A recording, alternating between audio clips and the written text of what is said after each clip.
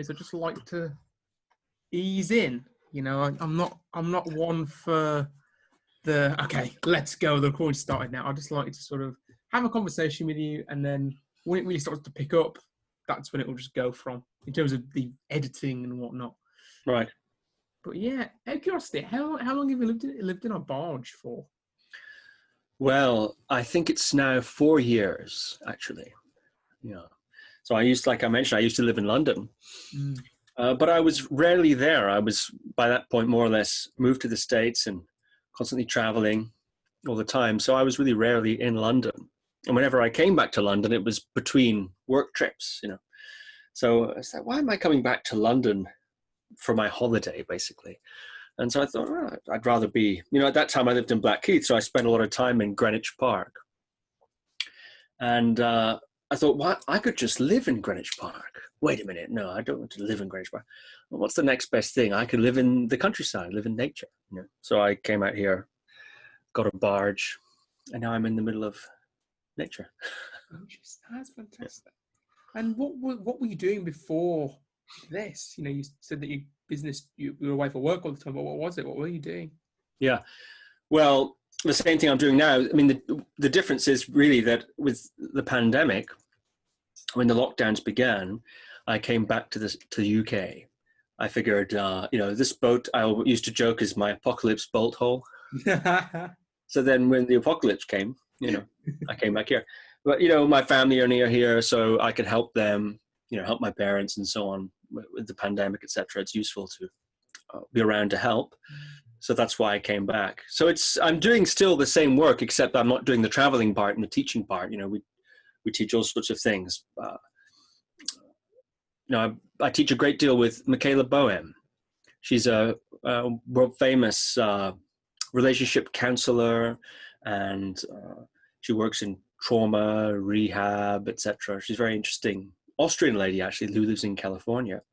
And we've been working together for 5 or 6 years now, very intensely. So we teach lots of programs together often to do with relationships, often to do with embodiment, often to do with, to some degree, meditation and trauma release rather than trauma infliction, of course.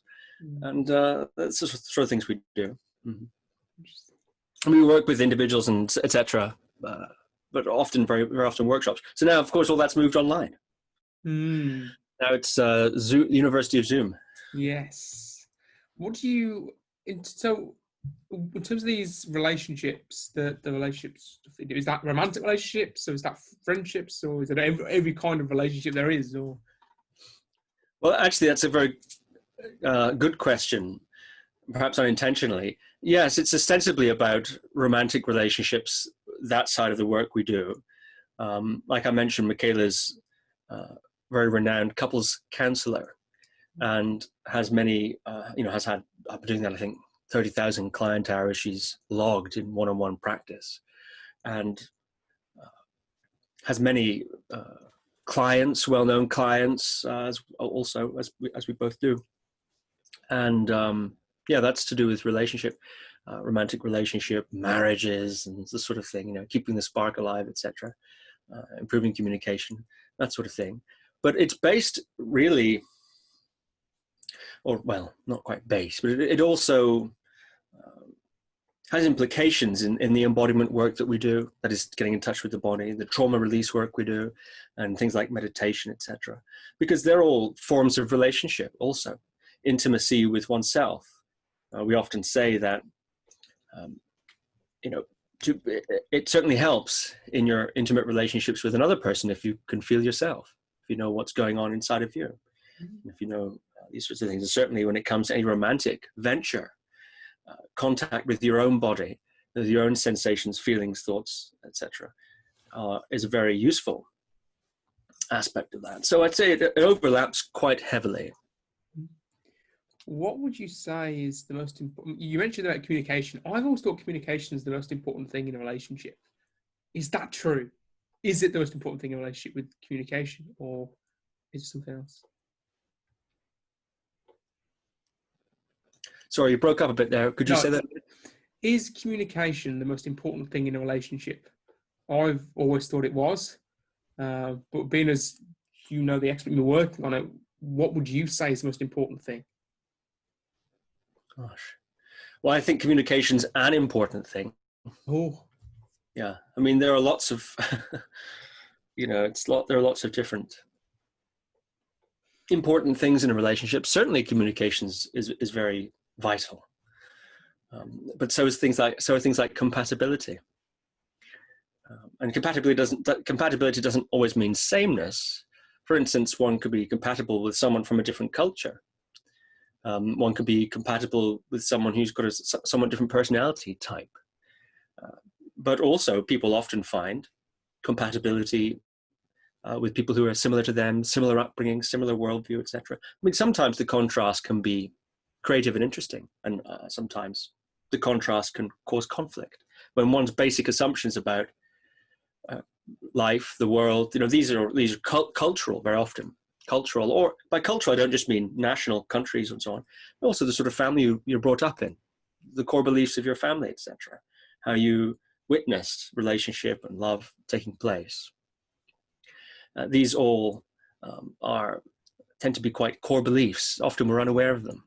And that leads to a lot of miscommunication in relationships, because I'm doing something which I think means this, and because you have a different view on these things due to your different upbringing, etc., you interpret that to mean something else. I mean, the classic example is when one travels abroad and certain gestures or certain ways of dealing with compliments, etc., are interpreted really rather differently. So you think you're being polite, but this other person feels you're being rude. And so what are you? Are you being polite or are you being rude? There's a miscommunication there that comes because of the translation process that happens between people. So a certain degree of compatibility seems to be important in relationship. A lot of luck seems to be important in relationship. Circumstances that one faces, some people go through such terrible circumstances in their lives that their relationships suffer and break. And other people, have more favorable circumstances. So I think there's many, many factors. The more I, work with people and watch people and observe it, the less, if you want, the more open I am, I think, to the diverse number of factors that seem to be involved in a relationship. If you have a good relationship, that's you're very lucky. I know one thing for certain. Our camera just froze there for some reason. One thing that I know about relationships is that having a supportive partner or unsupportive partner affects so many different areas of your life. So it's important to choose a mate who is going to be supportive in the areas that you need support in. Two questions. One question and something that I'll talk about is that you mentioned about your family unit and about your expectations of what a relationship is based around your family unit you brought up in, your culture, etc. I was brought up in a very strange family unit. My nan and granddad didn't actually sleep together. They slept in different bedrooms. Now, for years, I thought that was the way it was. I thought that was it. That's the way it is. It wasn't until I was 13, 14, I started to go around other people's houses, as you do for school, that I realised that actually other people sleep in the same bed. I was like, what? You mean it's not just in movies that they do that? You do it in real life too? Like, that doesn't make much sense, but sure, I'll go with it. And then I started to question other things as well, other things which made sense to me but didn't make sense to anyone else. Like what? For example, money played a very big role in their relationship. My granddad would often buy a lot of things for my nan, and she would gain a lot of pleasure from spending that money. Therefore, a lot of the romantic gestures that I gave out were via money. And it was interesting that often in my past, I was with people who struggled with money. So it's a very interesting dynamic there that I've sort of worked on and worked out to understand it myself. So that's something that triggered interest.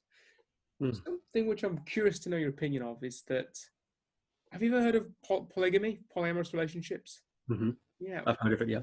Yeah.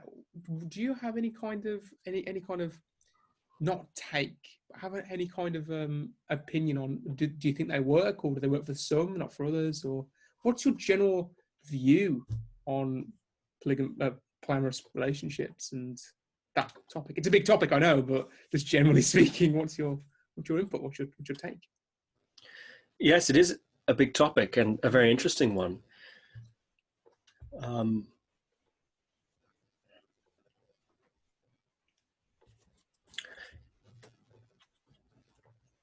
I think it's one of the configurations that human beings attempt when it comes to how to organize their relationship life, their sexual life, etc. And of course, there are different kinds of, you call it polygamy, but sometimes people call it polyamory. Yes. You know, polygamy, I think, sometimes has a sense of being married to multiple people, and is actually, I think, illegal in many places. But polyamory is the idea of having more than one partner, intimate partner, let's say, and very often it's said to be one's encouraged to be open about that. And there are many different configurations. One perhaps has a primary, as is sometimes said, where you've got your main partner, and then that's the main, if you want, spine of the structure. And then from that, one may have other partners on a casual basis, or on a semi-casual basis, or even on an ongoing basis. This is the sort of idea of polyamory. And there are actually still many, many different configurations. In some polyamorous couples, only one of the members of the partnership will have other partners. In other couples, both will, etc. Of course, living and working in California, as I've done for several years, this is really one of the places where this is trialed quite a lot. California, San Diego, and San Francisco, and these are real places where I think this model has been.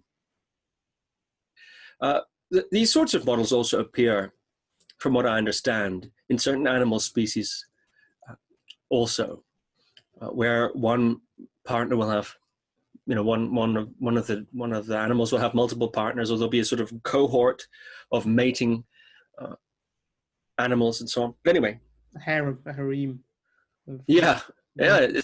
harem model, for instance. Yeah. What's my take on it? Well, it's interesting. Sometimes I think one tries these configurations in order to, one thing that's the case, whether you're in a monogamous situation or you're in a polyamorous situation, or even if you're single, you've decided to be single, or even if you decide to be a celibate monk, for instance, you are always going to be there. And sometimes one takes oneself into whichever relationship configuration one finds oneself. And that's the key, whether you're polyamorous or single or in a monogamous relationship, serial monogamy, as sometimes people call it, when you have different monogamous relationships. One always is essentially oneself going into those relationships.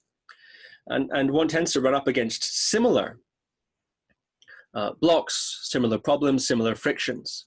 Whether you dilute the intimacy among many partners or spread the intimacy around many partners, or it's contained within a smaller set of people, like two people, one-on-one. One is always one's like I said, one's upbringing, one's beliefs, one's injuries that one sustained through life, one's hopes, one's dreams, all these things. These are all going to be part of each of those relationships. So I think sometimes people look to these alternative configurations as being a refuge from the problems one faces in monogamy, and for some people they can be. And for others, I think it can be a bit of a kicking of the can down the road. It's a little bit like converting to a different religion. Very often when Alan Watts wrote this fabulous essay called Beats End Squares End, where he mentions that in the time that he was, a lot of people were enthusiastically converting to Zen Buddhism, which was very popular at that time. And he said that if you don't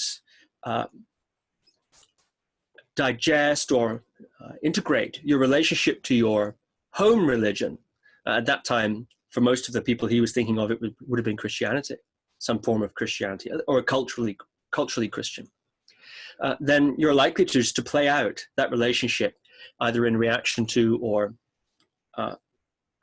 just along the same lines in your new converted religion. So people would become beat Zen and square Zen. So some people were attracted to the beat nature of Zen, like the beat poets, this idea of no rules, wild, totally loving that because they felt perhaps restricted by their previous religious upbringing. And they saw in Zen something that was very, very different to that allowed them a freedom culturally or freedom religiously that they didn't have before. Other people love the square Zen, the traditional Zen, the outfits, the sitting in the perfect posture, the arduous training, the close attention to the way you eat and the way you clean and all these sorts of things that are often emphasized in Zen training. And he called them square Zen. So the people are looking, in other words, they're finding in Zen what they brought in. They're getting out of it what they came in with in a sort of a funny way. And in a way, Alan Watts was suggesting, anyway, that rather than doing that to perhaps integrate one's relationship to one's own religion, doesn't mean don't convert. It just means that without that integration process, you're likely just to repeat the same structure with just slightly different outfits and a slightly different theology or a slightly different philosophy. And that's true with relationships too, of course. You can go from person to person to person and facing the same sorts of issues, It's just very amazing. Like with yourself, you had this upbringing to do with money, and you had a very clear idea, perhaps unconscious initially, of what it meant to be romantic. And so when you wanted to express romantic affection, you would do so through the medium of money, which is one way of doing it. You buy flowers or buy someone a Lamborghini or a super yacht. So it's done. It's a love language for sure. It's a love language that of which there are 5, as we know, often theorized. So yeah, that's the thing. And so just in the same way you can move from relationship to relationship, bringing with you the same sets of problems and assumptions, etc. Similarly, you can go from relationship structure to relationship structure, carrying with you this similar sets of assumptions. Mm-hmm. Oh, that's just fascinating for me. But polyamory is something I've often thought about, not to engage in personally. Not. I haven't really thought of that in a way of anything seriously. But I've thought about it in terms of why would someone want to engage in that, and what could be the end result, and what is the outcome of being in that unit. And I often came to the conclusion, and I could be massively out the park here because I've just had my own internal thoughts and sort of things that I've read and picked up, is that it comes down to fulfillment. That quite often, if you aren't fulfilled by a singular partner, you go out and you seek for other partners. However, in my framework in my head, you are relinquishing the belief that you can be totally fulfilled by one partner. The idea you can have a soulmate or a twin flame or something really romantic in that way. But I truly believe that you can be fulfilled almost 100% or pretty much close to, or 100% by one person, by one sort of key individual. And I do, in my own personal take, I believe that polyamory is giving up that belief, or you don't feel like you can be with one person, or that you're trying to cover up, you're kicking the can down the road, as you put it, for the square Zen and beat Zen. What do you take on that? Would you say that my sort of my framework, my conceptualization of it, is similar to your own, or things that you've heard or experienced, or what would you say? Well, I certainly understand your point of view. I think I'm less certain about some of the things that you're certain about. But yeah, I think polyamory can certainly be those things. It can be a dysfunctional attempt to avoid certain things like you mentioned there. But so can regular relationship. I mean, people get into if you want, I say regular just because classic sort of one-on-one monogamy. I think it is more frequently done. Monogamy, or at least an attempt at monogamy, is Yeah, I think people can get into that for all sorts of reasons too. To seek, unhealthy amounts of validation. Of course, one's validated in relationship, sure, but you can also be unhealthily needing it, and etc. And feelings of safety, or feelings of significance, or feelings of control, and etc. All these things, one I think does receive in relationship to an extent, but can be unhealthy. So I think we've all seen people, or known people, or maybe even been people from time to time who've engaged in relationships for perhaps less than ideal reasons. And people do that in polyamory too. One of the things that is interesting about polyamory, I'm not an advocate for polyamory, by the way, but seeing as you brought it up,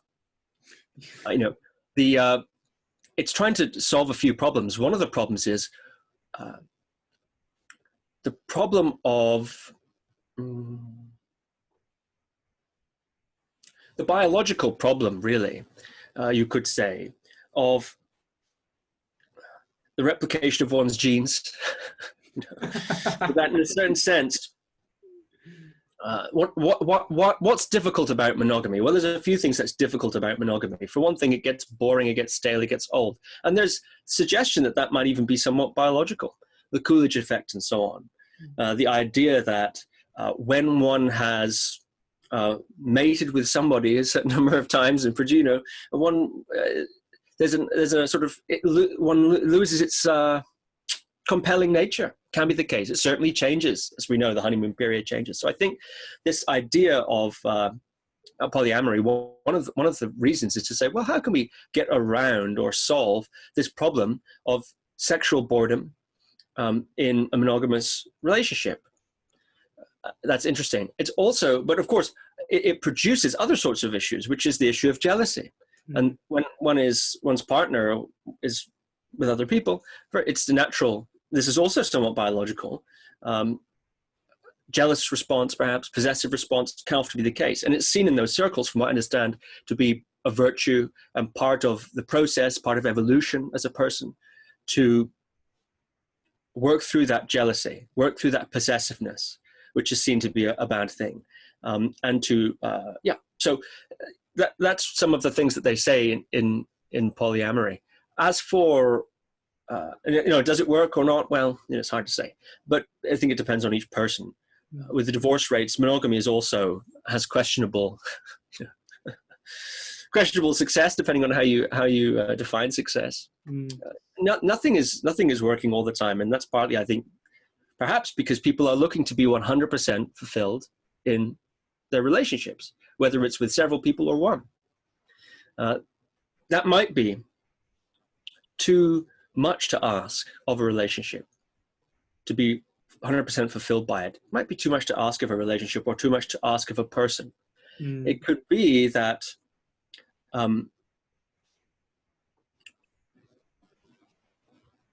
fulfillment, well, it could be that happiness and fulfillment are not stable states, but are punctuated by periods of dissatisfaction and struggle. It seems that life has that characteristic sometimes, and that to expect to be fulfilled and happy in a relationship may be too much of a burden. To be kind, as you say, to be supportive, to be at times thrilled and excited and enlivened in a relationship, nourished, to perhaps build something such as a family or an intimacy. These things aren't always going to be easy, but that seems to be, people in relationships, one of the things I think is useful for them to do is to figure out why they're in a relationship in the first place. What do you want? Is it a family?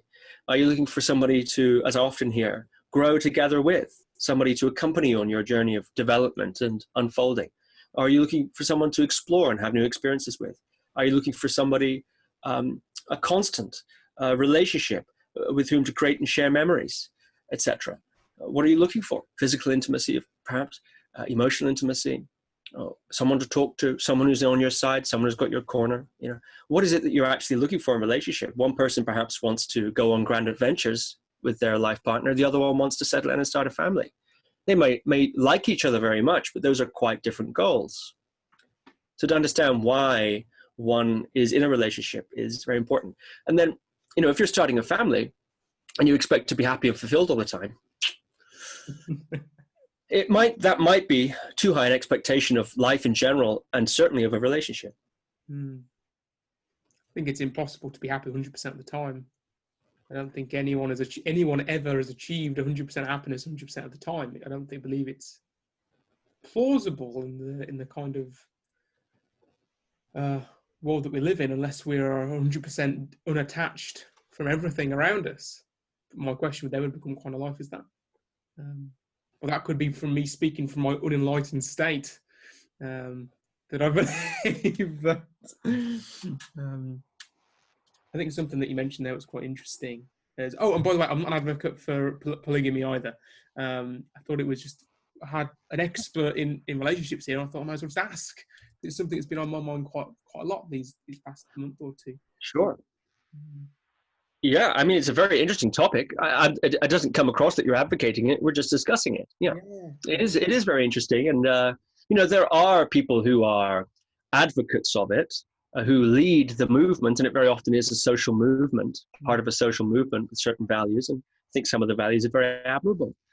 Open communication, respectful, consent-based, interactions of a romantic nature and so on. I mean, I think there's lots of very good things about that particular movement, but I mean, it's like anything. It's like I said, even monogamy. If we were to say that's the normal or that's the usual, even monogamy, you look at enough people in relationship, and you see it doesn't always work for everyone all the time. Let's put it that way, mildly. Yeah. I pretty much agree with you 100% there. That nothing works 100% of the time, and there's issues. And I think that you hit them on the head. Asking why are you in a relationship with a person, and if those two reasons, one person wants a family, or another person wants to focus on the business, or one person just wants them to be around or be with, it can cause issues. I know that this is my personal experience, but I've often seen that temperament plays a big role in a relationship. That if one person wants, to start a business, and the person wants to keep everything as it is, start a family, keep the family unit safe, but the other person wants to leave their job.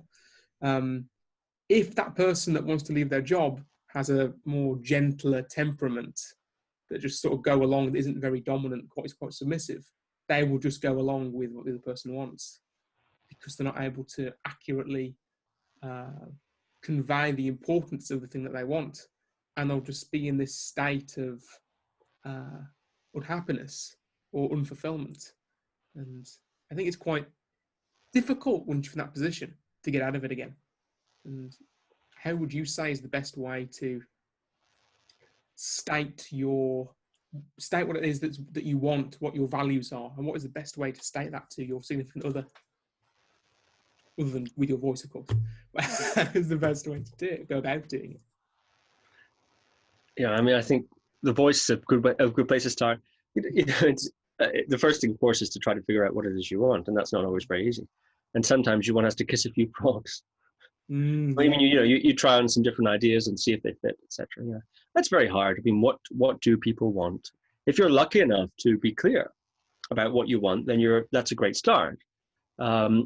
And some of the people are afraid to express what they're really interested in, for fear of scaring the other people away and so on. But I think you could also say that's somewhat of a good filtration system.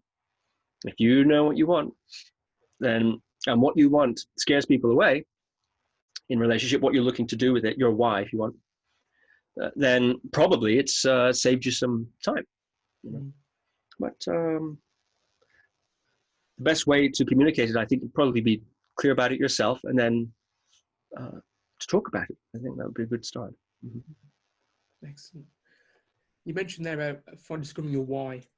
I'm a very, very big, passionate person about discovering your purpose, your why, your reason to be. Now I know the answer to this question already. How important would you say it is to discover your why? in relationship, I'd say it's quite important, because it's quite important to discover your why in relationship, I would say, because of course, if the two of you have conflicting whys, then there's likely to be an incompatibility in the relationship, and further down the road, difficulties as to how to make certain life decisions and what to pursue. And if your whys are more aligned, then likely is the case you're heading in roughly the same direction. So it's quite important in a relationship. And of course, one's why can change over time. It's not like you have to come up with some mission statement that is etched in stone. But on the other hand, engaging in the investigation as to what it is you think you're doing in relationship, why it is we're drawn to it as human beings. We're drawn into relationship. Most of us are, or sort of assume that we should be, or should be moving towards it, or should be looking around and so on. And so there's something driving that. And what is that? To be engaged in that investigation, I think is very, very useful when trying to suss out, are we compatible? Is it a good match? Is this worth exploring further? And I know that you specialize in meditation, different kinds of meditation. Of course, we had a really good conversation about this the first time we really spoke, that I was just blown away with the amount of kinds of meditation there were. I think I said to you, I think there's three. I think there's Zen, mindfulness, and TM. And then you were like, no, there's like hundreds, thousands. Like, what? And we had a fantastic conversation about it, and a little bit of your history. For people that aren't aware, give us what is your history? Where did you start with your meditation journey, and what happened? How have you got to where you are now? Mm-hmm. Yes, well, meditation is certainly one of my big passions, and something that I do an awful lot of work in, and I enjoyed it a great deal. And as you correctly say, there are many different kinds of meditations. It's one of mankind's great hobbies, I think. One of mankind's great occupations. In almost all cultures, in almost all times, there have been people interested in how to explore what it means to be alive, how to explore the experience of being alive, how to explore the recesses of the mind and various states that are available, and so on and so forth. Whether it's alone on a mountain, or in an ashram, or in daily life, in a romantic relationship, or et cetera, et cetera. There are so many different kinds that have been done in all the different religions, I think, too. So it's a really fascinating thing. For myself, I first, I suppose, started meditating really around 5. I used to attend a martial arts class, karate class, and there we would do a form of meditation, which is, I think, similar to certain kinds of Zen, shikantazen, just sitting kind of meditation. We'd be training, and getting all tired, and then suddenly we'd stop and immediately stop and go into kneeling position, which in Japanese is called seiza. So we'd kneel and completely stop, completely drop any activity we were doing physically, and also to the degree to which we could mentally. And sometimes we'd engage in certain breathing exercises, regulation of breathing, so on, at that time. So that was an introduction to meditation. Also, I was an altar boy in the Catholic church, the local Catholic church. And I was the altar boy at the early morning mass, where there was no song. So we didn't do any singing. There was no guitars and tambourines and that sort of thing. Just the raw ritual of the mass itself. For those of you who don't know, the Catholic mass is it's the Sunday church service, and it's quite ritualized, actually. It's not particularly free form. It follows a very set structure. And when you take the songs out, the hymns, but then really all that's left is that structure. Certain readings, certain things. So as an altar boy, you perform you're a choreographed assistant to the priest. You carry a candle here, you kneel over there with the bell, you tinkle the bell at the right time, you wipe the cup, et cetera, et cetera. There's a sort of choreographed ritual that you become part of. And that to me was also very profound, actually. I wasn't much of didn't know much about the doctrine of Catholicism. We weren't really introduced to that a great deal. My mother wouldn't let us go to Sunday school because she said that anyone who wants to teach Sunday school probably shouldn't. It's the same argument some people have for politicians, you know. If you Yeah. want to be a politician, you shouldn't be, right? But anyway, so I was really only, mostly, primarily exposed to that ritualist aspect. And ritual in general can be a container. You, in a certain sense, relax into the ritual, dissolve into the ritual, actually. And I had many quite deep experiences doing that, funnily enough. Later on, I worked very closely for a while, for 2-3 years, with a Christian mystic who had come to the island that I grew up on to finish some writing. And I became his assistant. And so I was exposed then to a whole other set of contemplative and spiritual disciplines and spiritual explorations, I suppose, through him. Later on, I became very interested in yoga, of course, and all different sorts of meditations from the Buddhist side, other Indic meditations such as from the yoga system, all around the place, really. So, and in these last years, I've been a very enthusiastic, dedicated, you could say, enthusiastic, I think is a better way of saying it, explorer of those realms. Mm-hmm. Many retreats, many long, medium retreats, lots of daily practice and so on. So that's, you could say, my history. And all along the way, life gives you interesting experiences. You get knocks, you get sicknesses, you have highs and lows, and all these, I think, massage the contemplative heart and widen the view and fertilize the inquiry. So I think meditation in that sense is inextricably linked with the circumstances of your life and the sorts of things that you face and the sorts of people that you meet and the adversity you face and so on. Yeah. Fascinating. And tell me about, so that, like I mentioned last time when we spoke, that I didn't realize there was so much meditation, and I didn't realize there was Christian meditation or Christic mysticism. Yeah. That was just fascinated me that you'd gone down that route to learn it. So if anyone hadn't figured it out by now, you're on a beautiful barge and a canal. So tell us, how have you got there? From, I know that you mentioned that you were often in California, San Diego. That what is your life like, where you can travel from place to place, and how have you managed to reach that point? You mean logistically? How is it organized? No. I mean, like your story of how you managed to create a life where you can afford doing all these things and truly help others in the way that you do. Uh-huh. Well,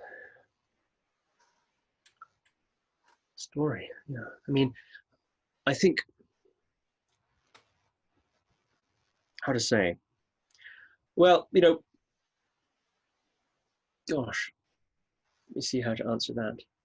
I assume you'll edit out some of this thinking part, or perhaps not. It's all right.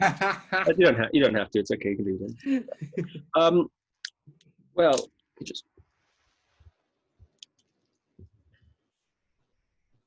the reason I travel a lot, ostensibly, is because I work in many different countries. So if you're teaching, it's a little bit like being a musician. You can't just be in your house playing your concerts. Usually you have to go to different venues and different places in different countries if you're a successful musician, certainly. And people don't just come to you. And that's the case.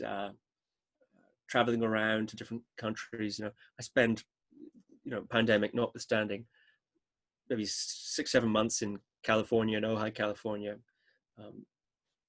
teaching there, working there, or in different places in the States, New York, places like that. Australia, maybe a month and a half, a couple months of the year working there. Quite a bit of time in Europe, particularly Amsterdam, and sometimes the Scandinavian countries. I actually rarely work in the UK, extraordinarily rarely. I'm only ever really here in order to, in between work things, funnily enough. And that's just one of those things. I've always been somebody who's enjoyed exploring, who's enjoyed the possibilities that exploring other places, other countries offers, from a business point of view, certainly, and from a personal point of view. I've always enjoyed that. So I think it's somewhat my temperament.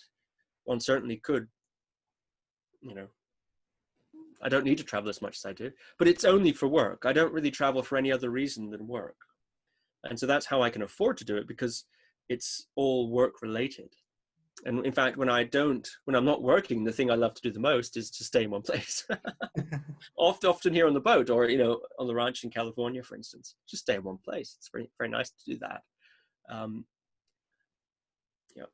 So, yeah, I mean, how I got to that point, I just began setting up events and so on in different countries, and you know, it's a little bit like you start off small and then you get a little bit bigger and more people are interested, and this sort of idea.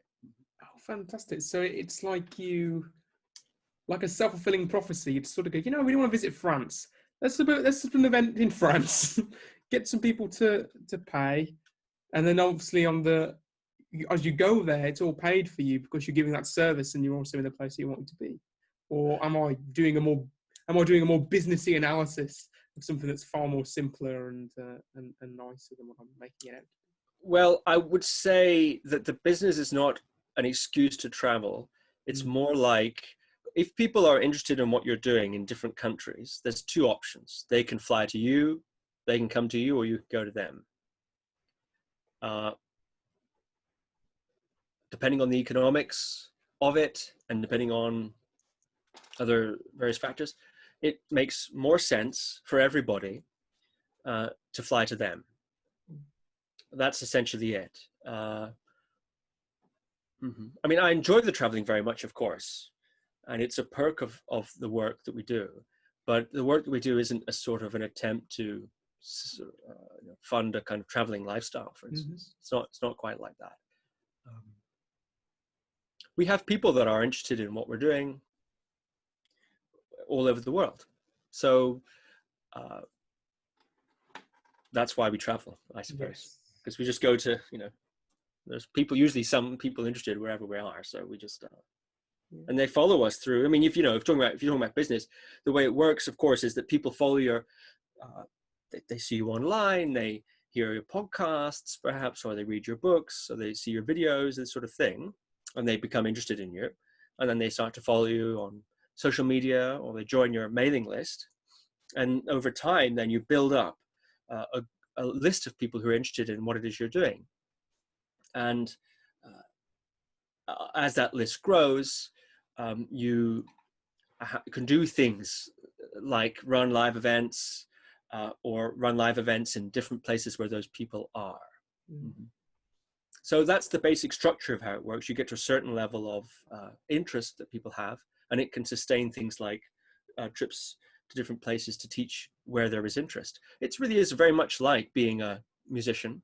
If you have lots of fans of your songs and music and so on, then you show up in some city and you've got a gig there, and people who are already following you and find out that you're going to be there because you tell them through your various channels, and they will come because they like the music. It's a little bit like that, I'd say.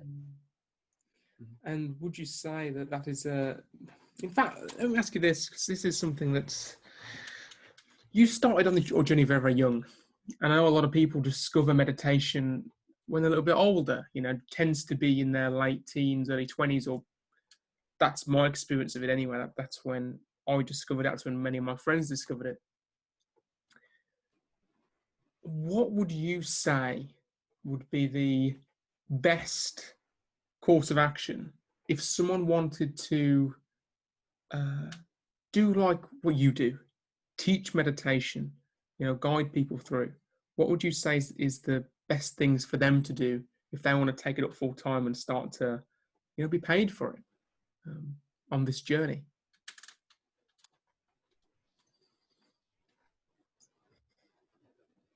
What would my advice be to somebody who wanted to do meditation full time? Well, that's an interesting question, because once again, we come back to what we were saying about relationships. It is quite important to understand why it is you want to do that.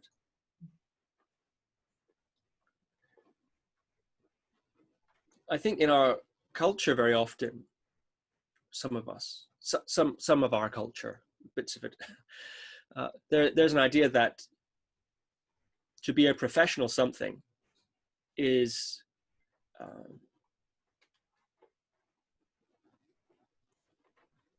a reflection of competency, or it's a reflection of commitment. To be a full-time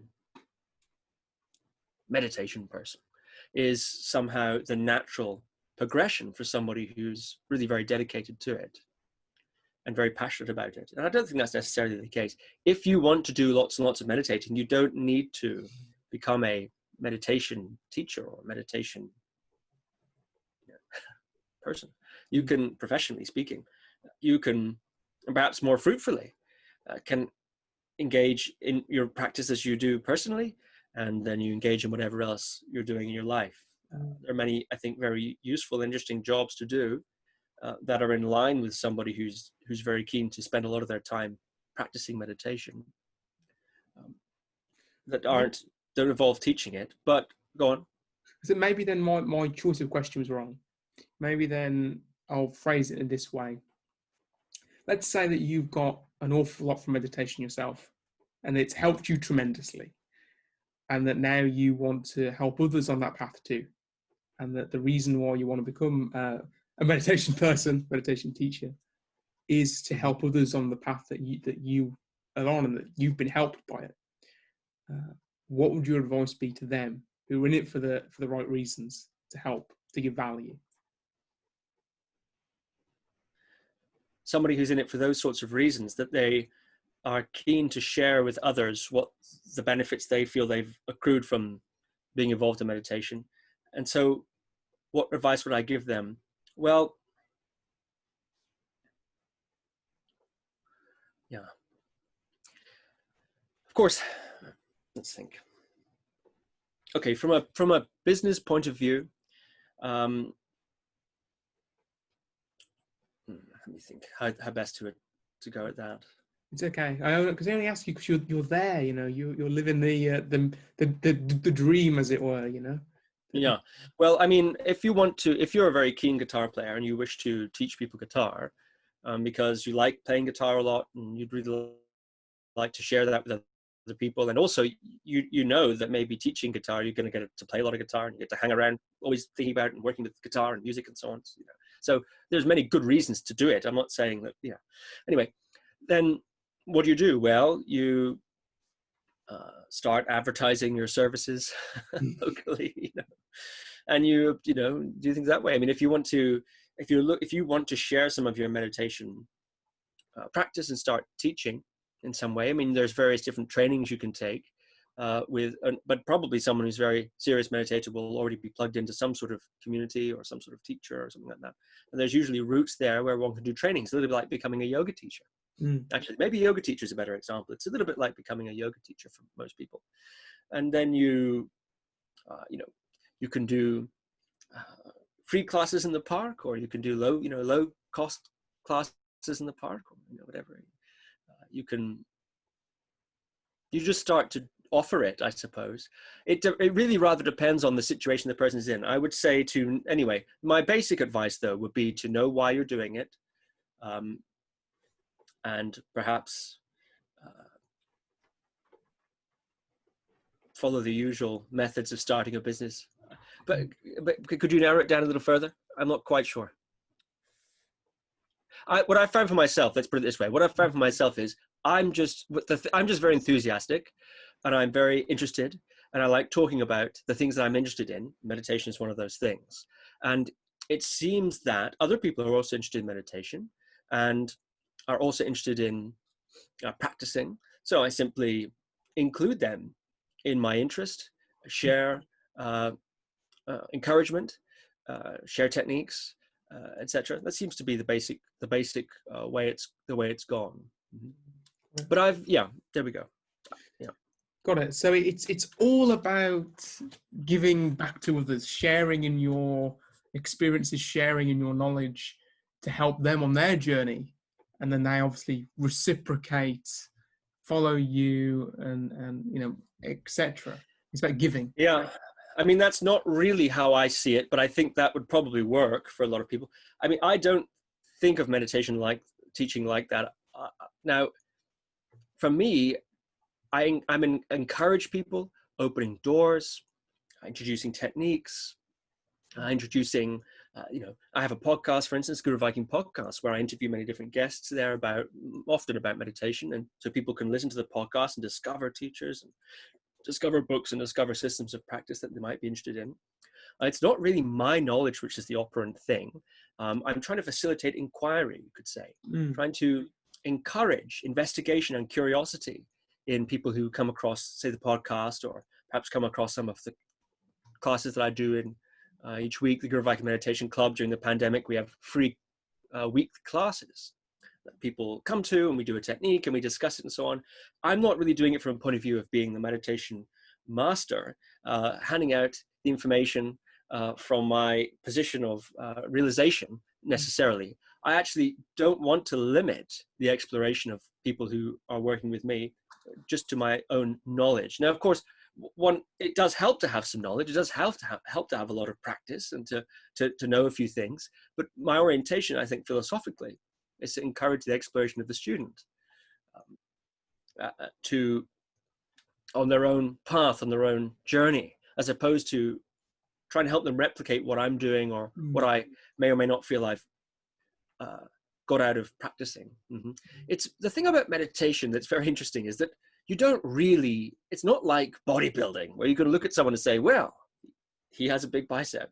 It's not like that. If you want to teach meditation, all you got to do really, you don't even need to have ever meditated. Actually, all you need to be able to do is just sit there and say something, describe a technique.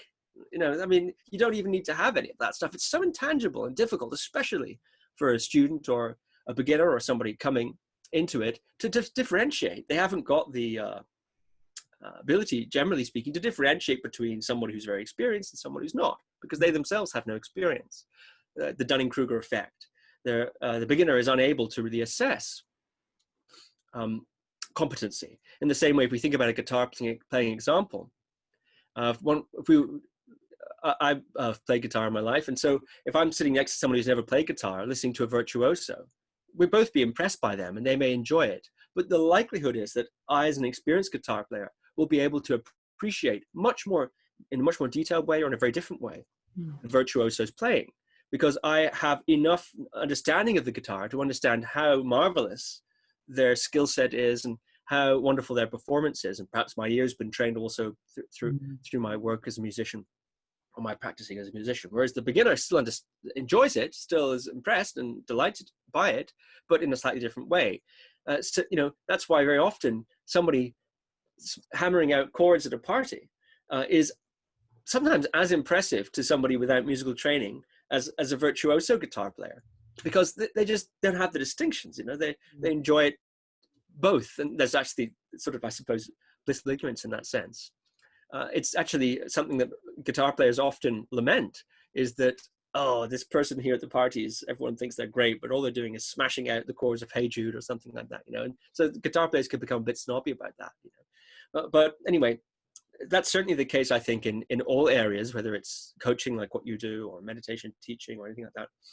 It's very difficult for the interested beginner to be able to assess exactly who's good and who isn't good, and so on. It's an interesting, it's an intangible one. It's very funny. It's very interesting. Here's what we'll do, if it's okay with you. I'll pause the recording. We'll go on a little break, resume. Yeah. But yes, that'd be fantastic.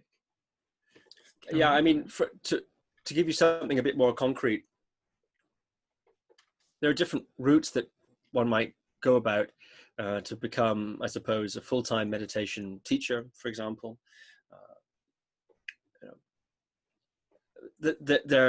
Often it's within a religious or context, or one might obtain some sort of teaching certification in a secular or religious context, and then teach under the auspices of that organization. That's quite commonly done. And that's very similar actually to how yoga is, one becomes a yoga teacher, attend a yoga teacher training, and so on and so forth. Some trainings require or assume certain practice level, others don't. Like I mentioned before, you could actually, in theory, teach meditation without ever having meditated. I mean, I wouldn't advise it, it's not a very good idea, but you probably could, and probably a lot of people wouldn't be able to tell the difference. So it's just, that's just one of those things. So of course, in terms of revenue streams, it's much like any other skill teaching profession or occupation. One might have one-on-one clients who one sees weekly, monthly, something like that. That's typically how it's done with lots of teachers who are not teaching, let's say, who are teaching in a more, if you want, secular or non-religious style, because in the religious context, very often one doesn't charge actually. And I myself don't, very extremely rarely charge for meditation instruction, mainly because I don't have to, but also because, I've been the recipient of teaching from generous teachers who didn't charge me, and so I just myself don't tend to charge. But if you were to, then the usual way it's done is you have private clients, one-on-one clients, just like being a coach or a yoga teacher, and then maybe you teach groups. So you have perhaps a class, maybe online or in a local yoga studio or hall or something like that. That's often how it's done. Some people, of course, teach online, like I mentioned. Some people have online courses, etc., like I mentioned. But now we're getting it quite a bit past the how do I begin stage, to the somewhat more developed, I suppose, as a teacher, in terms of a business model. Of course, some people write books, become very famous meditation teachers who write books, and there's some revenue generated by that. Although, from what I understand, books are not quite the profit stream they used to be, but certainly are very good for getting you well known. So these are the typical ways it's done. Often in a religious context, like I mentioned, there'll be a donation basis. So you're encouraged to or allowed to donate to the teacher. They call it dana, is the Sanskrit word for it, dana, meaning this sort of generosity giving model where you don't charge, etc. This is the way it's typically done. For somebody who's interested in getting into meditation, like I said, I mean, it's a lot like the advice you give to people who want to become guitar player or something like that. You say, well, if you really want to do it, you can, but it's not generally seen to be a particularly profitable business. And for all sorts of reasons. But if you're very passionate about it and you want to do it, then and so how would you begin? Well, you would need to, of course, let people know that you're doing it somehow or another. Some people do that by creating content online, YouTube videos, for instance, or perhaps something like this. Other people will place guided meditations on apps such as Insight Timer, which do accept contributions from people. You can just send in a guided meditation and they'll host it for you, and you may get interest that way. Other people do free sample sessions at their local hall and so on. But now we're getting into the same territory. If you want to be a guitar teacher, you want to be a yoga teacher, if you want to be a life coach, it's kind of along those lines in terms of a business model. At least in the States, it's very often done that way. Yeah, you kind of need to A, tell people that you're doing it, and B, give them your skill, give them your time, your energy. I know from my coaching world, if you really want well-paying clients, there's a certain way you go about it. It's a certain strategy that you go about it, which is always give massive value. Don't go for half an hour, 30-minute sessions. Go for 2 hours, long time, and truly commit yourself to that person and be with them in that moment. I know that for different service-based industries, it is different. So what? Yeah, I mean, yeah. I suppose that's certainly one strategy of coaching. Yeah. Yeah. So what would you say, let's say, for example, I am not an avid meditator. Mm-hmm. I've done it in the past, but I've never been able to get myself into a routine of doing it. And I know I need to. I know that it's beneficial. I know it's helpful. I know it gives me a lot of energy. But for some reason, there's a block to why I don't do it. So what would you say to people who want to get into it, who want to start to take on this habit of doing it every single day, and they can see the benefits? But for some reason, they keep finding excuses not to. Mm-hmm. Yeah, I mean, it's the same as any habit, isn't it? Any new thing you'd like to do. There's a few levels we could go at it, but generally what I say is to do a very, very small amount, 1 minute or something like that. People often, I think, are too ambitious at the beginning. Initially, if one wants to acquire any kind of daily habit, it's generally advisable to focus on the acquisition of the habit first, as opposed to how effective it is. So let's say you think, well, 1 minute of meditation or 5 minutes is not very much. I'd like to meditate for this amount of time, some longer amount of time. Well, that's an excellent ambition. But the reality is that initially, there's as I sometimes call it, there's two fronts. And there's the practice of practice, and there's the practice itself. The practice itself is meditation. And, if you meditate regularly, and certain things will happen, a certain progression perhaps, or an uncovering or something like this. There's different ideas about what that means. But there'll be some sort of progression there. And typically. And there's also the practice of practice, which is the just sitting down on the cushion to do it each day. And that in itself, it's a different front. And so sitting, let's say, for 1 minute a day, or doing some sort of trivial amount, you might say, it could be trivial actually from a meditation point of view. You're not saying, it's not doing very much, right? I'm worried I might not get very far, or progress very quickly, or something like that. Well, whether that's the right way to look at it or not, be that as it may, what you are able to do is have victory on the practice of practice front.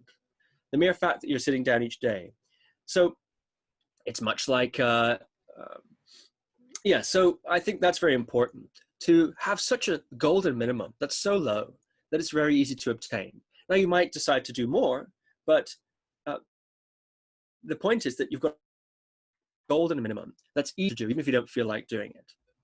And then the key with the golden minimum, of course, say it's 1 minute or something like that, is to do it regularly. And if you do it regularly, then there's a continuity, and there's a sort of thread of continuity. And very often with habits of all sorts, whether it's going to the gym or doing meditation, there's a compounding effect. Going to the gym once a month for 3 hours, compared to regularly training in maybe a more modest way, it's generally said to be the case that regular practice has a compounding effect, meaning that if you practice 1 minute a day for a month, that's 30 minutes of practice. But because it's every day, you get this sort of benefit of 35 minutes or maybe 40 minutes. There's a compounding effect, like water that crashes on the rocks. The water is soft, the rocks are hard. But over time and repeated contact, the water can actually shape the rocks, in fact, despite the hard and soft difference there. So these are some very important things. It's also said to be quite useful to understand why it is you want to meditate, and you're a coach, so all that sort of thing. You sit down and write, well, a great example is you write 10 things you think you're going to benefit from if you meditate, 10 things that if you don't meditate, you won't get, and then 10 reasons why you can do it, because, etc. I mean, these are all coaching strategies, that motivational strategies, that whether it's trying to quit smoking or, go to the gym, or, they're habit formation strategies, basic sorts of things. Mm-hmm. So I think my favorite way of advice is really lower your standards to such a degree that you can actually do it. Because the alternative to that is to have standards that are at such a level you can't actually do them. Mm. And the problem with standards that are unmeetable is that you won't meet them. And if you're aiming to meditate half an hour a day, and as a consequence meditate 0 minutes because you can't do it, well, you're better off doing 1 minute that you actually do. So the practice that counts, as Michaela often says, is the practice that you do. Interesting. And then over time, you develop a certain sort of, you get in the habit of it, you develop a certain sort of a beachfront, if you want. And then naturally, the practice can expand from there. But there's also the forces of expansion and contraction. You have to let your practice breathe. In the same way that you don't just breathe in, you also exhale and breathe out. Similarly, practice may expand. So let's say you're practicing and you're adding more time, and so now you're doing half an hour or something like this, but then your interest wanes, or life circumstances occur, difficulties and so on, and you can no longer do that half an hour. You might think to yourself, well, I can't go back to my 1 minute or 5 minutes that I did for my golden minimum, because I'll be going backwards. But actually, it's not the case. Meditation is cumulative. And so it's useful to have a flexibility so that, yes, as your enthusiasm grows and your circumstances are conducive, your practice may grow. And then as circumstances are more difficult, your enthusiasm wanes, let's say, or energy wanes, you have to put your attention elsewhere, then the practice can shrink. If it can't do that, then generally it breaks, because you can't do your half an hour. So now you don't do anything. And now it's been, 6 months since you've done anything. And it's this sort of thing. Out of curiosity, what meditation do you partake in the most? What kind? The Zen, and well, I'm not even going to go into how many there are.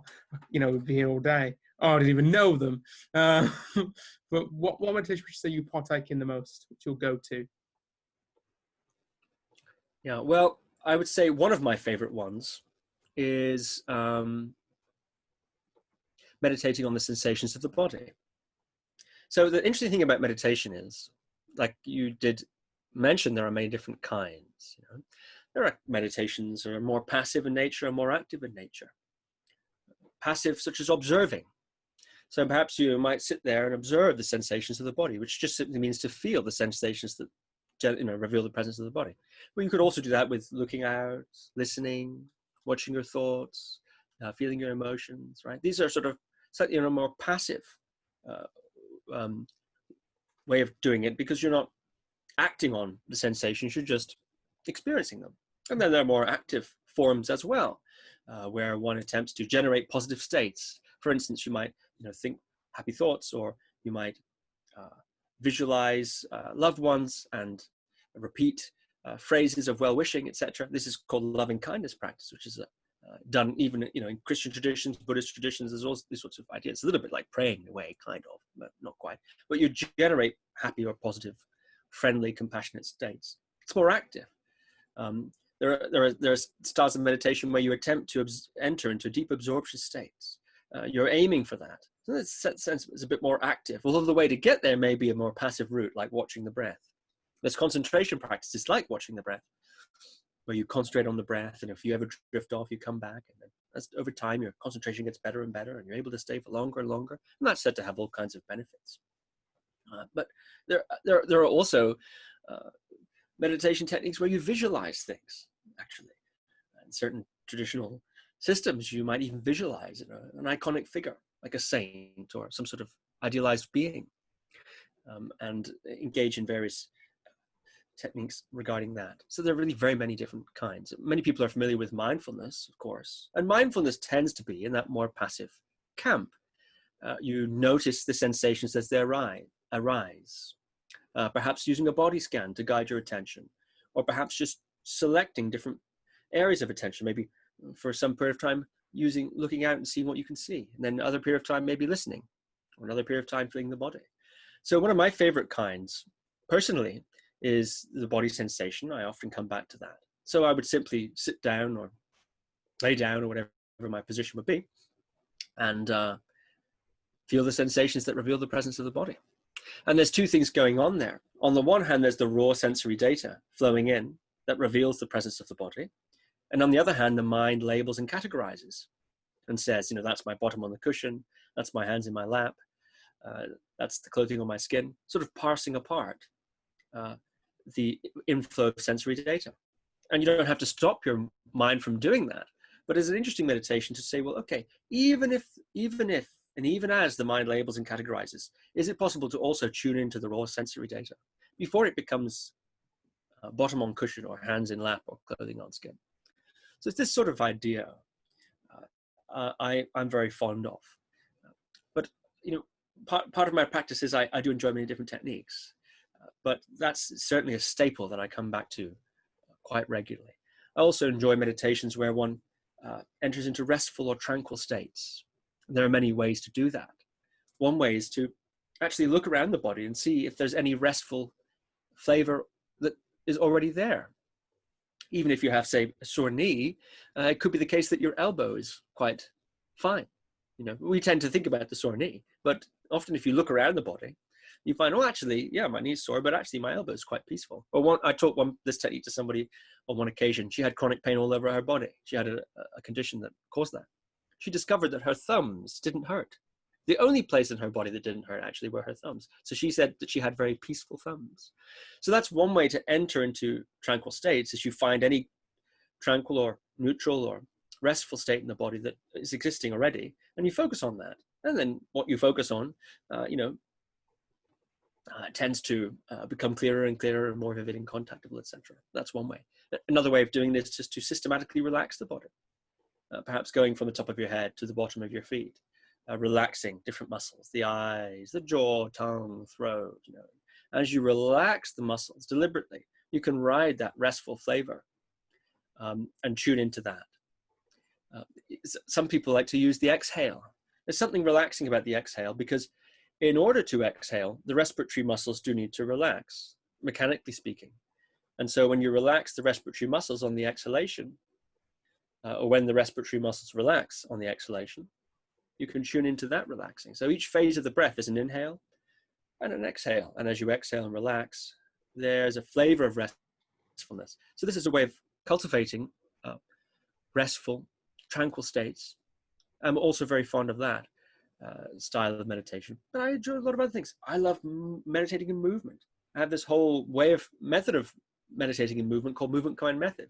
I have DVDs, downloads, and so on my site, Guru Viking, about that, guruviking.com. And that's different ways of moving the body and exploring the sensations that are generated and exploring different themes that are suggested by those ways of moving. I like to do that a lot. But the wonderful thing about meditation for me, one of the wonderful things is its diversity.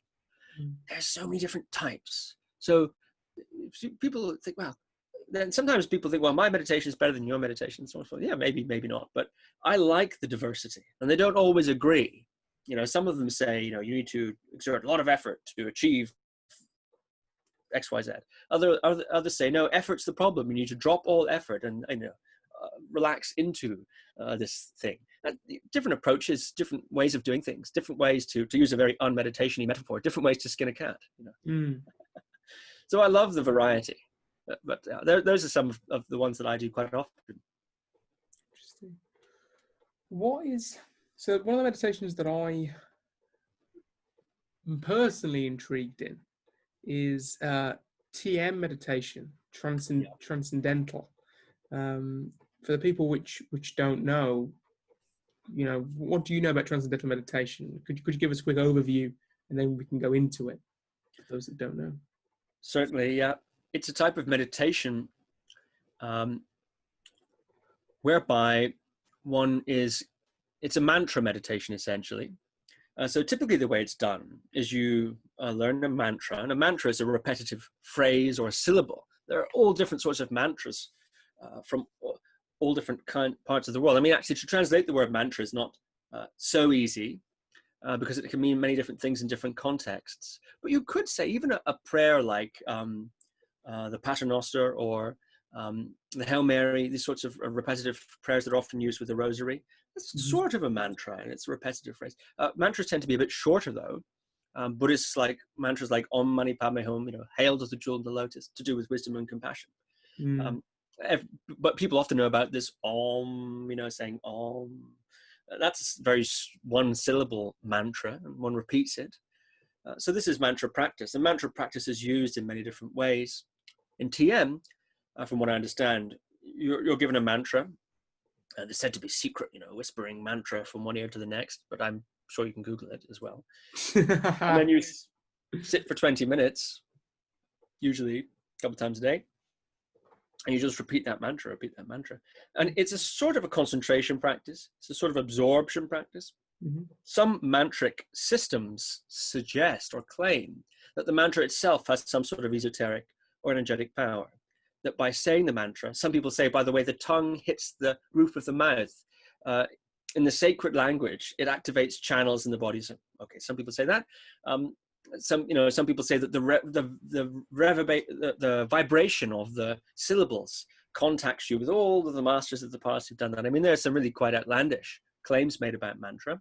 But even if you were to just count to 10 again and again and again and again, which, as far as I know, isn't said to have any esoteric qualities, what one does is, in a certain sense, it calms the mind, it unifies the mind, it brings the mind together, and it, in a certain sense, settles the mind into this repetitive phrase, whether it's Om or 1, 2, 3, 4, 5, 6, 7, 8, 9, 10, 1, 2, 3, 4, 5, 6, 7, 8, 9, 10, or something like this. Usually mantras have some sort of significance. They're not just count to 10, of course. Yes. So from what I understand, that, and TM was very popular, became quite popular. The Beatles were interested in it, and lots of quite famous people have become engaged and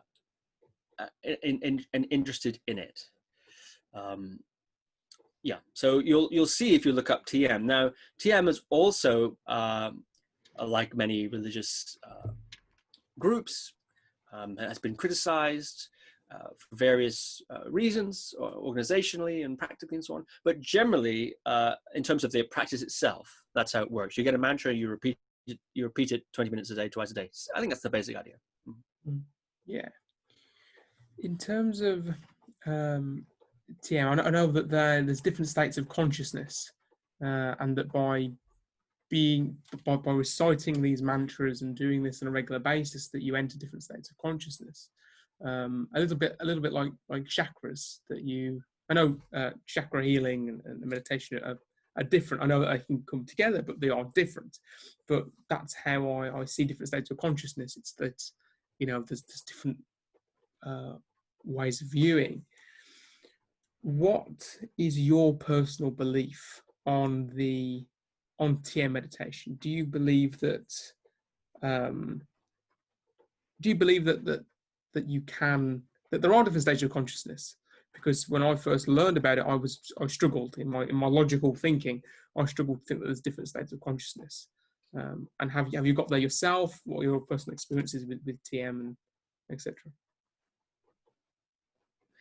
Well, sometimes the way a practice is described, and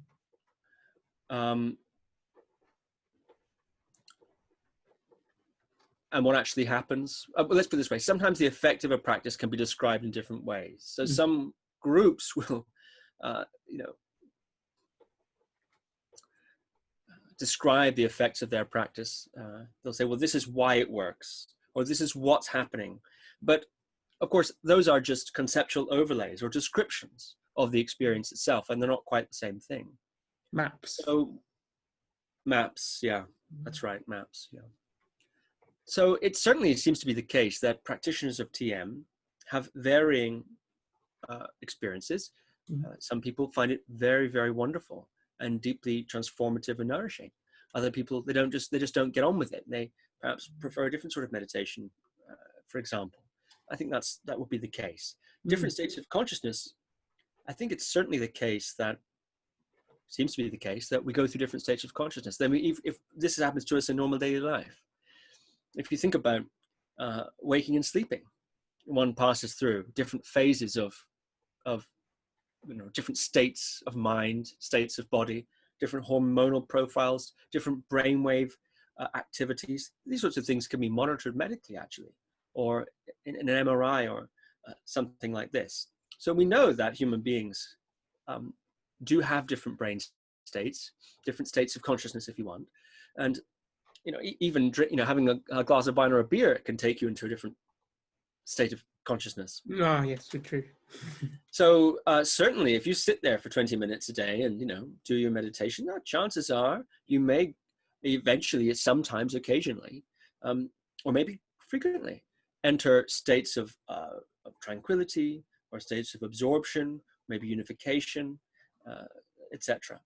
It's often the case, but that's true. I think also if you lay in a field and just look up at the sky for 20 minutes, with your arms outstretched and breathing in a relaxed way, you're likely to alter a little bit your state of consciousness by doing that.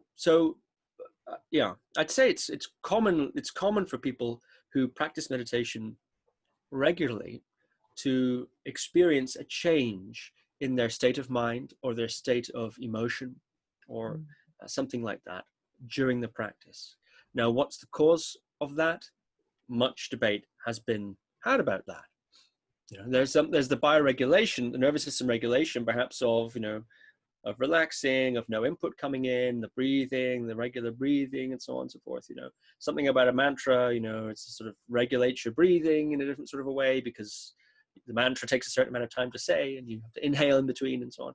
So there's all these sorts of possible reasons. Yeah, and sure, some people say it's to do with chakras and energy systems and things of that nature. That's not an uncommon interpretation in many traditions. But if you ask for my personal belief, which I think you did, I don't know. I don't know which of those is the correct interpretation. But it does seem anecdotally that people who meditate tend to experience some, not always, some shift in consciousness, very subtle sometimes quite profound, and sometimes permanent, very often temporary. You come out of meditation maybe feeling a little bit more relaxed, let's say. Although sometimes people sit down to meditate and they feel much more anxious because suddenly there's nothing to do but feel their stress, And so, meditation is not always, pleasant. It's fascinating. Oh, this has been a fascinating conversation. I've learned a lot, and I think the listeners will learn a lot too. What would you say is the best way to start?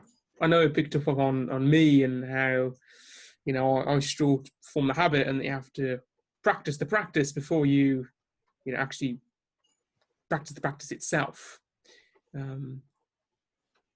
What would you say is the best meditation to start off with? I know it's very subjective to say the best, but in your experience, what would you say has the best, has the most positive effects with what kind of meditation that is? Where would you begin? Yes. Just to be clear, I wasn't really saying that one has to practice the practice of practice before one does the practice. I meant that, say you're struggling. You'd like to meditate and you struggle to do it regularly. My advice was to really reduce the amount of, lower your standards as the amount of time you're doing, so that it's something easily manageable. And your objection may then be, well, gosh, that doesn't seem like enough time to sort of get anything out of it. But the point is that you're not getting anything out of it by not meditating either. Yes. So 1 minute is better than 0 minutes. And if one does 1 minute regularly, then perhaps eventually it increases to 5 or 10 or something like this. So that was the basic sort of framework of that previous answer. As for what's the most effective, well, I think a great idea, if one is interested in meditation, to try some different sorts. I do this every Wednesday. We have Guru Viking Meditation Club. It's a free thing on Zoom, and it's an hour long. And the first half an hour, we do a technique, we do a guided meditation. And the second half an hour, we have a Q&A and discussion about it. And so each time you come, you're exposed to different sorts of techniques. So we do different techniques from all different sorts of traditions. It's quite interesting. So something like that's good because you can sample different types. Of course, there are also many apps now that you can go and try different guided meditations, etc. This is also very interesting, and you start to just see what's going on. Maybe what I described earlier, just sitting and feeling the body, is enough. Of course, there are many books, there are many teachers, there are many apps, there are many YouTube videos, and so on and so forth. But I mean, if you're interested in it, the first thing to do is just to give it a try, somehow or another. Feeling the body. It's really nice. Or just sitting and relaxing, just doing nothing else but sitting, enjoying. That's a style of meditation, actually. Just sitting there, feeling. I mean, that's the beginning, but there are many other times. And actually, different people enjoy different types of meditation, different times in their life. That's one of the great things about having so many kinds. If you don't like to feel the body and you prefer to, visualize something, or you prefer to do kind of breathing meditation or something like this, for example, or some sort of a more mindfulness situation. Well, you can do that. The menu is vast. And with the internet, there's lots of ways to try different things. So yeah, I'd say try it, try experiment, see what you like. Interesting. Find out what's right for you, and just tasting and trying different things. Yeah. And even though there's many different sorts of meditations, they have generally a lot of things in common. Whenever you're meditating, you're generally building certain core skills. Usually you're developing concentration to some degree because you're using your attention in a specific way. So that's building concentration. You're usually building sensory clarity. That is to say, you usually become clearer about what it is you can feel, be able to feel more things and become clearer about that. And usually develop equanimity, an ability to sort of feel things without push or pull, an ability to, in a certain sense, well, basically feel more without resisting and fighting and so on. That's one way of looking at it. So all the different techniques tend to, even though they have many differences, they have many things in common as well. So as long as if you clearly understand the technique that you're using, then, and you use it, then guess what? You're meditating. And it's yeah, I'd say that for now. So Steve, we're coming to the end of this now, and first thing I'd say is what would you like to say to anyone listening? What would be something that you'd want them to take away from this conversation? One thing that you think would help?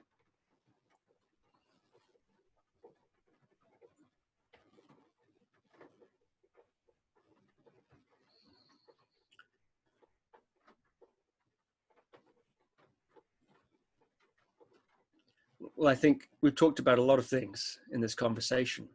So I expect by now, if the person's still listening, that they've taken at least something away from it.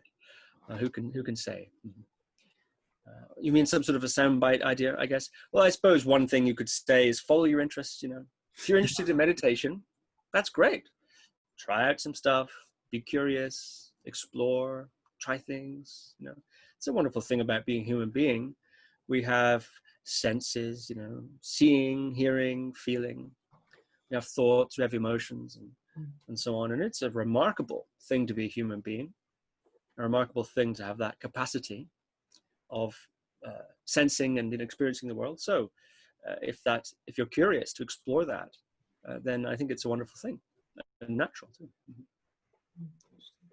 And Steve, how can the listeners at home get in touch with you? And what are you up to at the moment in terms of any projects you're working on? So yeah, tell us about you. Yeah, the best way I suppose is the website guruviking.com, and also they have Facebook and Instagram and YouTube under that same name, Guru Viking. Those are the best ways. Like I mentioned, we have every week.